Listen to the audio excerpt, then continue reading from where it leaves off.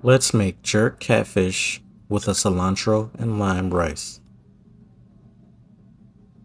Start by adding 1 tablespoon of jerk marinade and 1 tablespoon of jerk seasoning to the catfish and mix well. Go to amazon.com/shop/cookingwithtenny to get the exact seasoning and marinade that I used for this recipe. Let your catfish marinate for at least 1 hour, then place onto your baking sheet. Put a little more seasoning over the top, then bake in the oven at 400 degrees for 40 minutes. For the cilantro and lime rice, take 1 juice of 1 lime and the zest of 1 lime and add it to your rice.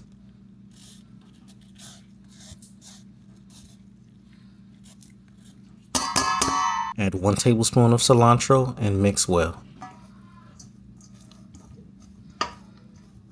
Remove your catfish from the oven and you're ready to serve. Thank you for watching. Please like, comment, and subscribe.